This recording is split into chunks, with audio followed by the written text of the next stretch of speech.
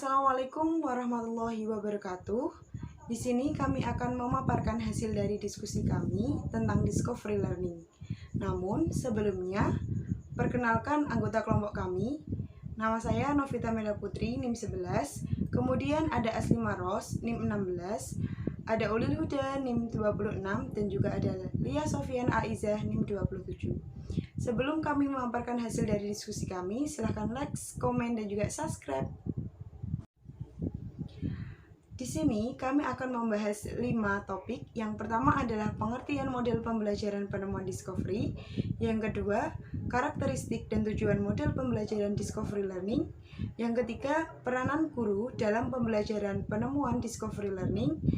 Yang keempat, kelebihan dan kekurangan model pembelajaran penemuan discovery learning. Dan yang kelima, implementasi model pembelajaran penemuan discovery. Untuk yang pertama adalah pengertian model pembelajaran penemuan discovery. Menurut Hamdani, discovery atau penemuan adalah proses mental ketika siswa mengasimilasikan suatu konsep atau suatu prinsip. Sedangkan inquiry merupakan perluasan dari discovery, yang mana inquiry mengandung proses mental yang lebih tinggi tingkatannya. Menurut Jamarah, discovery learning adalah belajar mencari dan menemukan sendiri. Dalam pembelajaran penemuan discovery, ini mengatur pengajaran sedemikian rupa sehingga anak memperoleh pengetahuan yang sebelumnya belum diketahuinya. Tidak melalui pemberitahuan, tetapi sebagian atau seluruh ditemukan sendiri. Dalam menemukan konsep, siswa melakukan pengamatan, menggolongkan, membuat dugaan, menjelaskan, menarik kesimpulan, dan sebagainya untuk menemukan beberapa konsep atau prinsip. Jadi, model pembelajaran discovery learning adalah suatu model pembelajaran yang berpusat pada siswa, di mana model pembelajaran ini banyak melibatkan siswa dalam proses pembelajaran, sehingga dapat terbangun sikap aktif, kreatif, inovatif dalam diri siswa. Selain itu, peranan guru juga sangat penting dalam proses pembelajaran. Guru harus memberikan bimbingan kepada siswa agar mereka dapat menemukan pengetahuannya sendiri. Bimbingan tersebut berupa pertanyaan-pertanyaan. Selanjutnya adalah karakteristik model pembelajaran penemuan discovery learning. Karakteristik pembelajaran penemuan discovery learning, Husnan mengemukakan bahwa terdapat 3 ciri utama belajar menemukan, yaitu yang pertama, mengeksplorasi dan memecahkan masalah untuk menciptakan, menggabungkan, dan menggeneralisasi pengetahuan. Yang kedua, berpusat pada peserta didik atau siswa. Yang ketiga, kegiatan untuk menggabungkan pengetahuan baru dan pengetahuan yang sudah ada. Saya akan melanjutkan presentasi dari Mbak Novita mengenai tujuan model pembelajaran penemuan atau discovery learning yang dikemukakan oleh Bell tahun 1978. Yang pertama, dalam penemuan siswa memiliki kesempatan untuk terlibat secara aktif dalam pembelajaran. Kenyataan menunjukkan bahwa partisipasi banyak siswa dalam pembelajaran meningkat ketika penemuan digunakan. Yang kedua, melalui pembelajaran dengan penemuan, siswa belajar menemukan pola dalam situasi konkret maupun abstrak. Juga siswa banyak meramalkan atau ekstrapolat informasi tambahan yang diberikan. Yang ketiga, siswa juga belajar merumuskan strategi tanya jawab yang tidak rancu dan menggunakan tanya jawab untuk memperoleh informasi yang bermanfaat dalam menemukan. Pembelajaran dengan penemuan membantu siswa membentuk cara kerja bersama yang efektif, saling membagi informasi, serta mendengar dan menggunakan ide-ide orang lain. Selanjutnya terdapat beberapa fakta yang menunjukkan bahwa keterampilan, konsep-konsep, dan prinsip-prinsip yang dipelajari melalui penemuan lebih bermakna. Dan yang terakhir adalah keterampilan yang dipelajari dalam situasi belajar penemuan dalam beberapa kasus lebih mudah ditransfer untuk aktivitas baru dan diaplikasikan dalam situasi belajar yang baru. Kemudian selanjutnya adalah peranan guru dalam pembelajaran penemuan atau discovery learning.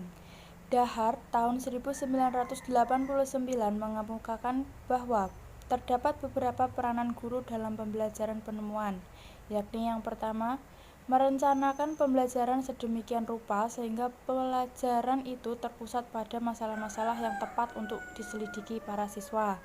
Yang kedua, menyajikan materi pelajaran yang diperlukan sebagai dasar bagi para siswa untuk memecahkan masalah. Sudah seharusnya materi pelajaran itu dapat mengarah pada pemecahan masalah yang aktif dan belajar penemuan, misalnya dengan menggunakan fakta-fakta yang berlawanan. Peranan guru dalam pembelajaran yang pada nomor 3 ialah guru juga harus memperhatikan cara penyajian yang enaktif, ikonik, dan simbolik. Selanjutnya, bila siswa memecahkan masalah di laboratorium atau secara teoritis, guru hendaknya berperan sebagai seorang pembimbing atau tutor. Dan yang terakhir ialah menilai hasil belajar merupakan suatu masalah dalam belajar penemuan. Selanjutnya yaitu kelebihan dan kekurangan modul pembelajaran penemuan. Untuk yang pertama adalah kelebihan model pembelajaran penemuan, yaitu yang pertama adalah dianggap membantu siswa mengembangkan atau memperbanyak persediaan dan penguasaan keterampilan dan proses kognitif siswa. Lalu selanjutnya ialah pengetahuan yang diperoleh dari strategi ini sifatnya sangat pribadi dan mungkin merupakan sesuatu pengetahuan yang sangat kukuh dalam arti pendalaman dari pengertian.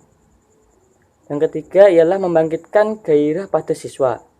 Misalnya siswa merasakan jerih payah penyelidikannya, menemukan keberhasilan dan kadang-kadang gagal.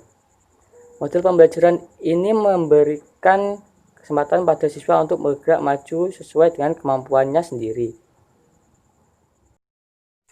Kelebihannya yang kelima ialah model pembelajaran ini menyebabkan siswa mengarahkan sendiri cara belajarnya sehingga ia lebih merasa terlibat dan termotivasi sendiri untuk belajar. Paling sedikit dapat suatu proyek penemuan khusus. Selanjutnya, model pembelajaran ini dapat membantu memperkuat pribadi siswa dengan bertambahnya kepercayaan pada diri sendiri melalui proses penemuan. Kelebihannya yang ke-7 ialah berpusat pada siswa. Misalnya, member memberi kesempatan pada mereka dan guru berpartisipasi sebagai sesama dalam mengecek ide. Kelebihannya yang terakhir ialah membantu perkembangan siswa menuju skeptisisme yang sehat untuk menemukan kebenaran akhir dan mutlak. Selanjutnya, saya akan menjelaskan tentang kekurangan model pembelajaran penemuan atau discovery learning. Yang pertama, dipersyaratkan keharusan adanya persiapan mental untuk cara belajar ini. Yang kedua, model pembelajaran ini kurang berhasil untuk mengajar kelas baru. Yang ketiga, mengajar dengan penemuan mungkin akan dipandang terlalu mementingkan memperoleh pengertian dan kurang memperhatikan diperolehnya sikap dan keterampilan. Yang keempat, guru merasa gagal mendeteksi masalah dan adanya kesalahpahaman antara guru dengan siswa. Yang kelima, menyita waktu banyak. Yang keenam, tidak berlaku untuk semua topik. Selanjutnya adalah implementasi model pembelajaran penemuan atau discovery learning. Dalam proses pembelajaran, jika ingin mengimplementasikan model pembelajaran discovery learning, setidaknya dilakukan dengan 2 tahap.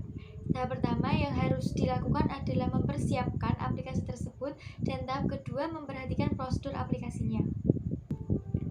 Tahap persiapan dalam aplikasi model discovery learning dalam rangka mengaplikasikan model belajar discovery learning di dalam kelas. Seorang guru bidang studi melakukan beberapa persiapan terlebih dahulu.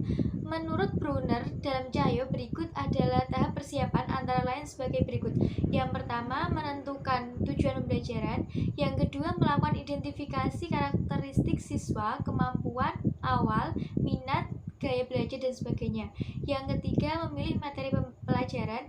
Yang keempat, menentukan topik-topik yang harus dipelajari siswa secara induktif dari contoh-contoh generalisasi. Yang kelima, mengembangkan bahan-bahan belajar yang berupa contoh-contoh, ilustri, tugas, dan sebagainya untuk dipelajari.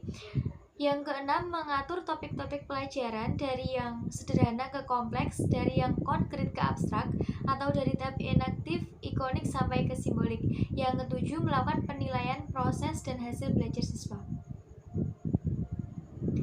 Prosedur aplikasi model Discovery Learning menurut Syah dalam Cahyo mengemukakan bahwa dalam mengaplikasikan model Discovery Learning di kelas, tahapan atau prosedur yang harus dilakukan dalam kegiatan belajar mengajar secara umum adalah sebagai berikut.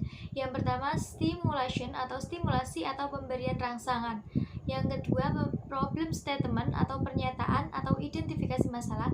Yang ketiga, data collection atau pengumpulan data. Yang keempat, data processing atau pengolahan data. Yang kelima, verification atau pentahkikan atau pembuktian. Yang keenam, generalization, menarik kesimpulan atau generalisasi. Terima kasih, itulah materi pemaparan dari kami. Kurang lebihnya kami mohon maaf. Wassalamualaikum warahmatullahi wabarakatuh.